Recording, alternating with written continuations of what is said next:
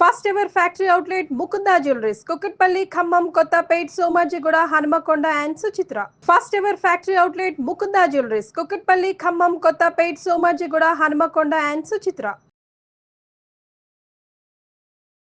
నమస్తే రమగారు. నమస్తే జయ. శ్రీరామనవమి శుభాకాంక్షలు రమగారు. శ్రీరామనవమి శుభాకాంక్షలు జయ. సుమన్ టీవీ ప్రేక్షకులందరికీ ఆ రామచంద్ర ప్రభు అనుగ్రహం సదా సంపూర్ణంగా ఉండాలని కోరుతూ పండుగ శుభాకాంక్షలు.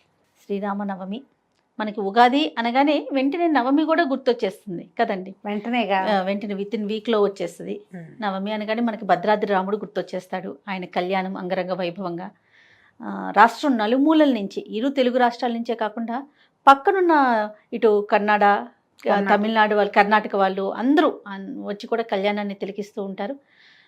మీరు ఎప్పుడైనా వెళ్ళారా కళ్యాణానికి? చిన్నప్పుడు ఏమైనా అవకాశం దొరికిందా? చిన్నప్పుడు మా అక్కయ్య వాళ్ళు వెళ్ళుంటారులే జయ. నాకు ఊహ తెలిసాక మేము భద్రాచలం వెళ్ళటం తక్కువే.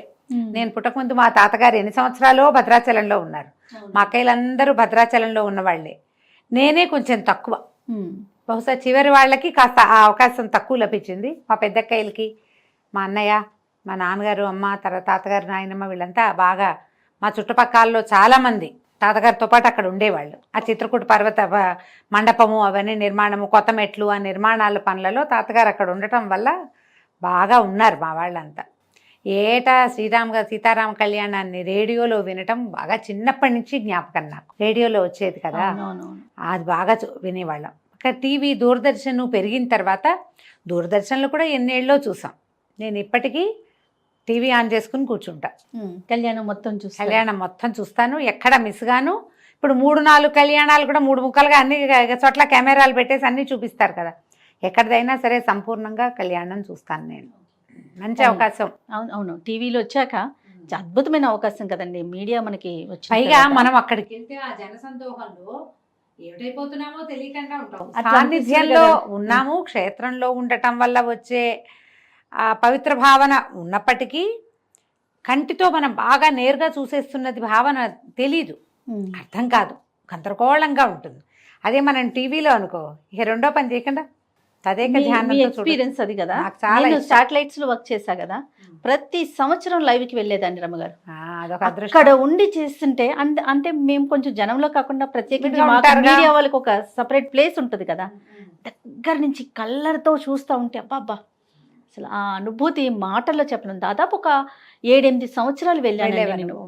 ఒక సంవత్సరం, నెక్స్ట్ ఇయర్ ఇంకొకరు, ఆ నెక్స్ట్ ఇయర్ నేను, అట్లా అద్భుతం రమ్మగారు. ఒక్కసారైనా కళ్యాణాన్ని మాత్రం కళ్ళతో చూడాలి. మహా అద్భుతం. మేమేం చేస్తున్నామంటే మేము మా ఇంట్లోనో, అక్కయ్య వాళ్ళ ఇంట్లోనో, మా వేద పాఠశాలలోనో ఎక్కడో చోట సీతా కళ్యాణం చేసుకుంటున్నాం మేము.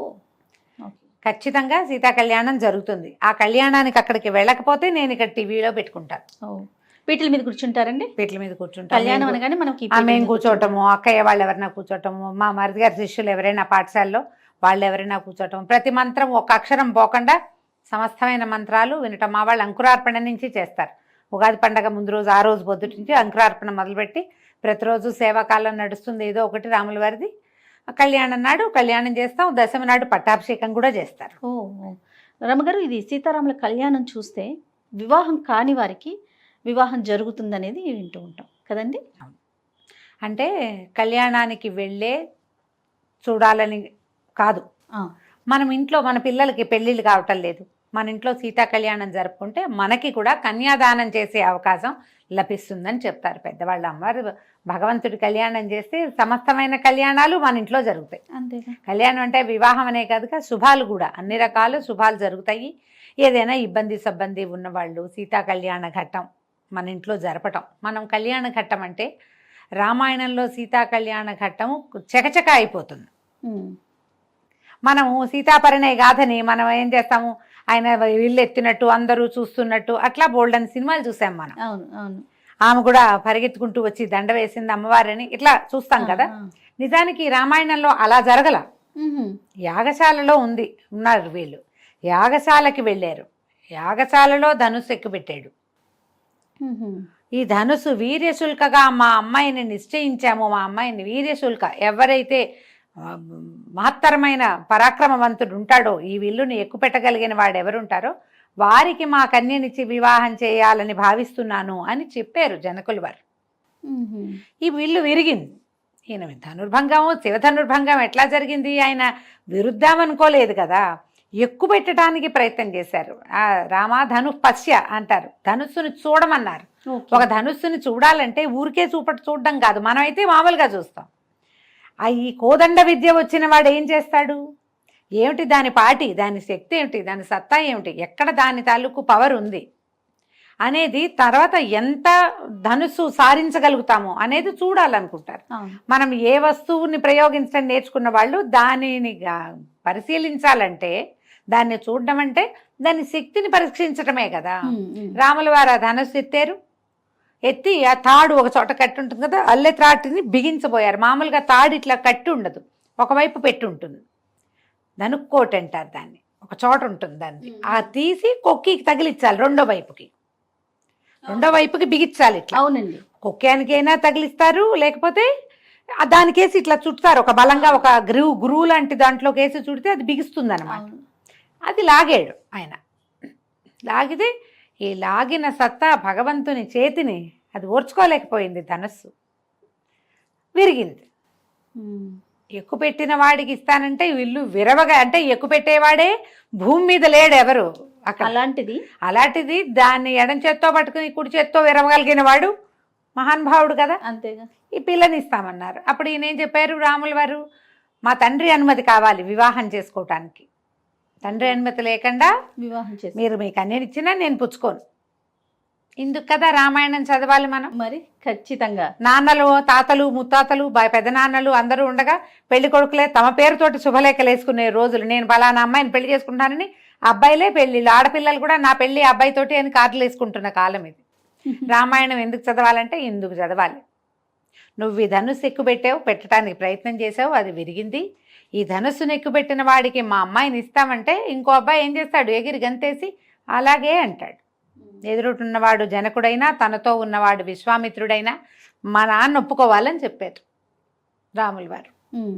ఇందుకు మనం రామాయణం వినాలి, చదవాలి, సీతా కళ్యాణాన్ని చూడాలి కన్నులారా. చూసి అప్పుడు మనకి కదా మన జీవన సాఫల్యం లభించేది.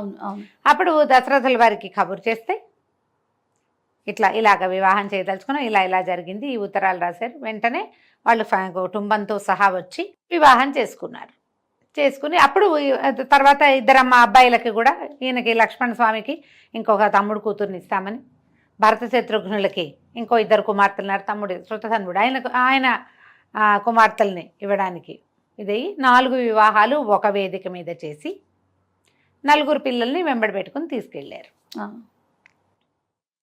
ఇలా జరిగింది కళ్యాణం. అయితే ఇలా జరిగింది.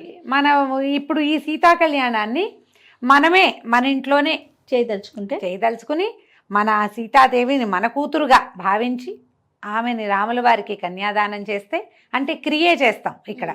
ఆ గోత్రనామాలన్నీ జనకుల వారివి దశరథుల వారివే చెప్పుకుంటాం, కానీ ఈ క్రియ ఉంది కదా, వివాహ క్రతువు, అది మనం చేయటం వల్ల మనకు కూడా ఈ పిల్లలకి కన్యాదానం చేసే ఫలితం అవకాశం లభిస్తుంది. కుమారులకి వివాహాలు కాకపోయినా, సంతానం కలకపోయినా, ఇంట్లో ఏవైనా రకరకాల సమస్యలు, సమాధానం లభించని కొన్ని ప్రశ్నలు ఉంటూ ఉంటాయి కుటుంబాల్లో. సంసారం కదా ఇది, వాటన్నిటికీ సమాధానం లభిస్తుంది అని చెప్తారు. కాబట్టి అవకాశం ఉన్న వాళ్ళు మన ఇళ్లల్లో చేసుకోవచ్చు.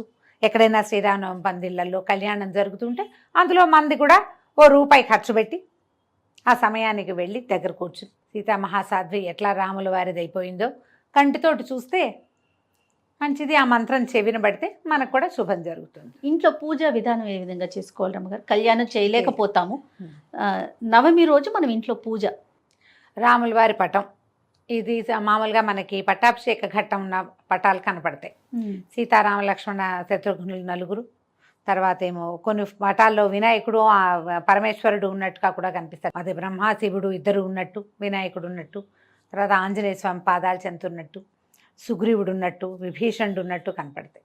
అట్లాంటిది పూర్తి ఘట్టం ఉన్నా మంచిది. లేదా సీతారామ లక్ష్మణులే ఉన్న పటమైనా సరే, ఏదో ఒక రాముల వారి పటం, భద్రాచల పటం కూడా దొరుకుతుంది కదా మనకి. భద్రాచలంలో అయ్యవారు ఎట్లా సేవింపబడి ఉంటాడు, ఎలా సాయించుంటాడు, ఎట్లా కూర్చుని ఉంటారో అలాంటి పటం ఉన్నా మనకి పర్వాలేదు. ఏదైనా ఒక పటం పెట్టుకోవటం, రాముల వారికి గంధం పుష్పాలతోటి అలంకారం చేసి పటానికి శ్రీరాముడికి సంబంధించిన ఏ స్తోత్రాన్నైనా చదువుకుని కొంచెం పానకము వడపప్పు నివేదన చేసుకోవటం, ఒక కొబ్బరికాయ కొట్టడం, 4 అరటిపళ్ళు పెట్టడం, రాముడికి సంబంధించిన ఏ స్తోత్రమైనా చదువుకోవటం. నా వరకు నేనైతే రామాయణం చదవండి అని చెప్పాలనుకుంటాను జయ. శ్రీమద్ రామాయణాన్ని ఏదో ఒక్క ఘట్టం చదువుకోవచ్చు, సీతాకళ్యాణ ఘట్టమే చదువుకోవచ్చు, చిన్నదే ఘట్టం, పెద్దది కాదు. శ్రీరామ గుణవర్ణనం, అయోధ్యకాండలో మొదటి 2 సర్కలు చదువుకోవచ్చు, ఇవన్నీ మన వల్ల కాదు.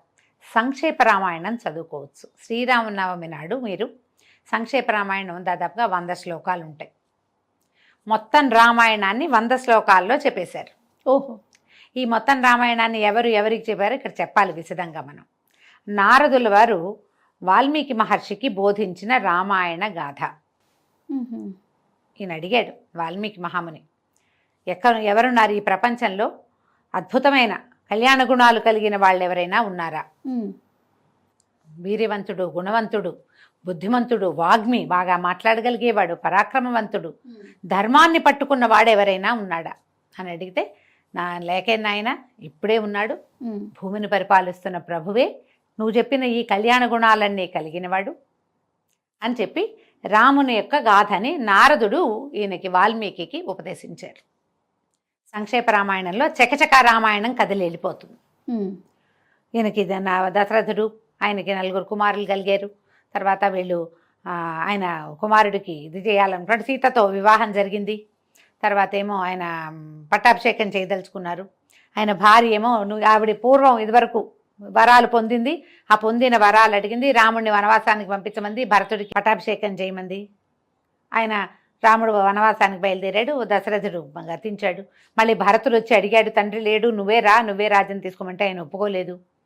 పాదుకలకి పట్టాభిషేకం చేస్తూ భరతుడు ఉండిపోయాడు నందిగ్రామంలో. రాముల వారు భార్యను తీసుకుని ఆయనతో పాటు లక్ష్మణుడు, సీతాదేవి ముగ్గురు వెళ్ళారు. వీళ్ళ తర్వాత భరద్వాజాశ్రమానికి వెళ్ళారు. అక్కడ ఎక్కడెక్కడికి వెళ్ళారో అది దండకారణ్యాన్ని ప్రవేశించారు. అక్కడ శూర్పణఖ వచ్చింది. శూర్పణఖ వల్ల ఖరదూషణులను సంహరించాడు. తన జ్ఞాతులందరూ మరణించారని తెలిసి రావణాసురుడు వచ్చాడు. రాముణ్ణి జయించాలంటే రాముణ్ణి జయించడం నీ వల్ల కాదని మారీచుడు చెప్పినా కూడా అతను వినలేదు. కాలం సమీపించింది రావణాసురుడికి అని చెప్తారు సంక్షేప రామాయణాల్లో. ఆ కాలం దాపురించటం వల్ల, పోయే కాలం దాపురించిన రావణాసురుడు ఈ భార్యని తీసుకెళ్తే ఆ తర్వాత జటాయువు వల్ల ఇవన్నీ తెలుసుకున్నారు. రామలక్ష్మణులు సీత తప్పి వెళ్ళిపోయిందని, అంటే సీతని పోగొట్టుకున్నామని, అపహరించబడిందని, రావణుడని ఫలానా ఒకడు అపహరించాడని, ఆమె కోసం వెతుకుతూ వీళ్ళు కిష్కిందకు వచ్చారు. ఆంజనేయుడు, సుగ్రీవుడు, వాలి యొక్క సంహరణము, సుగ్రీవుడికి రాజ్యం ఇవ్వటం, అప్పుడు వాళ్ళు వెతకటం. సంపాతి పేరు కూడా వస్తుంది సంక్షేప రామాయణంలో. సంపాతి వల్ల తెలుసుకుని ఈయన ఇది లవణాంబ, ఇదేమంటారు మన సముద్రాన్ని, ఉప్పు సముద్రాన్ని దాటాడు ఆంజనేయుడు అని చెప్తారు. లవణార్ణవం, పుప్లువే లవణార్ణవం అంటారు. ఈ సముద్రాన్ని దాటి వెళ్ళి సీతను చూశాడు. అక్కడ కొంతమందిని సంహరించాడు. సీతాదేవి లంకని కాల్చి సీతను చూశానని చెప్పాడు. ఇలా వెళ్ళిపోతుంది కళ. గబగబా చెప్పేస్తున్నాను చూడు నేను. తర్వాత అప్పుడు ప్రయత్నం చేసి సముద్రం మీద సేతువు కట్టి రావణుణ్ణి సంహరించారు. సీతని అగ్నిప్రవేశం చేయించిన మాట కూడా సంక్షేప రామాయణంలో ఒక వాక్యంలో చెప్తారు. ఆమెను తీసుకుని వెనక్కి వచ్చారు. భరతుణ్ణి చూసి అప్పుడు పట్టాభిషేకం చేసుకున్నారు. ఈ గాథని మనం 100 శ్లోకాలలో రామాయణం చదివినంత ఫలితాన్ని ఇస్తుంది సంక్షేప రామాయణం. ఓహో. పూర్తి రామాయణం వాల్మీకి పాఠం చదవగలిగిన వాళ్ళు నిదానంగా చదువుకుంటూ వెళ్ళొచ్చు. ఎవరితోటైనా పారాయణ చేసుకోవచ్చు. మీరే స్వయంగా ఏదైనా చేసుకోవాలి అంటే సంక్షేప రామాయణం మీకు స్తోత్రనిధి యాప్లో దొరికేస్తుంది. ఆన్లైన్ చాలా సైట్లలో అది కనపడుతుంది. మీ దగ్గర కనుక బాలకాండ, వాల్మీకి రామాయణం తాలూకు బాలకాండ మొదటి భాగమే, ఫస్ట్ ఇది కదా, ఆ బాలకాండ కనుక తీస్తే బాలకాండలోని మొదటి సర్గ సంక్షేప రామాయణమే. మీరు దానికి ముందు వెనక ఏదైనా పారాయణము అనుసంధానం చేసేటప్పుడు ముందు అనుసంధానం చేయవలసినవి, తర్వాత చదవలసినవి శ్లోకాలు ఉంటాయి. అవి చదవగలిగితే మంచిది. అవి ఏవి చదవలేకపోయినా మీరు సంక్షేప రామాయణం రాముల వారిని చదువుకుని శ్రీరామచంద్ర మహాప్రభువుకి జై అనుకోవటం, రామాయణాన్ని చదువుకోవటం. చక్కగా ఇంట్లో వినపడేలాగా చదవండి. గ్రహ బాధలు తగ్గుతాయి. ఏదైనా భూత ప్రేత పిశాచాది బాధలు ఉంటే అవి తగ్గుతాయి. ఎవరిదైనా దృష్టి దోషం ఉంటే అది పోతుంది. మీకే చాలా రకాల మెంటల్ ప్రెషర్స్, టెన్షన్స్ ఉన్నాయి, అవి తీరిపోతాయి. అద్భుతంగా పనిచేస్తుంది సంక్షేప రామాయణం. మిమ్మల్ని మనుషులుగా నిలబెట్టగలదు. అంతే కదా, రాముడు కావాల్సింది అది కదా. మా అద్భుతమైన పరిపూర్ణ మానవుడుగా నిలబడ్డాడు. రామాయణం అంటే అదే, అవును. అంతకంటే ఏం లేదు. ఆయన భగవంతుడుగా చెప్పబడలేదు, భగవంతుడిగా ప్రవర్తించలేదు. పరిపూర్ణ మానవావతారం. ఆయన ఎట్లా మనుషులు ఉండాలో చేసి చూపించాడు. ఆ గాథని మనం సంక్షేపంగా కనుక చదవగలిగితే అద్భుతమైన ఫలితం లభిస్తుంది. మొత్తం దేశమంతా శ్రీరామనవమి, రాముల వారి పుట్టినరోజు వేడుకలు జరుపుకుంటే మనం పెళ్లి వేడుకలు కూడా జరుపుకుంటాం తెలుగు వాళ్ళం. మన పద్ధతి. వివాహం కూడా చేసుకుంటాం, రాముల వారి కళ్యాణం జరిపిస్తాం. చూడు, మందంటే వివాహం, స్వామివారిది భగవంతుడిది కళ్యాణం కదండి. ఈ భగవంతుడి కళ్యాణం ఎక్కడ జరిగినా వెళ్ళండి, నమస్కారం చేసుకోండి. కళ్యాణాక్షతలు వస్తే నెత్తి మీద వేసుకోండి, శిరస్సు మీద ధరించడం, తర్వాత కాస్త ఒక పొట్లం కట్టి ఇంట్లో అట్టపెట్టుకోవటం. అట్లా ఏదైనా మనం శ్రద్ధతో భక్తితోటి చేసుకుంటే శ్రీరామనవమి చక్కగా సుసంపన్నం అవుతుంది. మేము ఈ అవకాశాన్ని బట్టి ఏదైనా చదువుకోండి. వినడానికి అవకాశం ఉన్న సంక్షేప రామాయణం వీడియోలు కూడా అక్కడక్కడ కనపడుతున్నాయి, ఆన్లైన్లో మనకు కనిపిస్తున్నాయి ఇంటర్నెట్లో. అలాంటిదైనా ట్రై చేయండి. తప్పకుండా రమ్మగారు. నమస్తే. నమస్తే.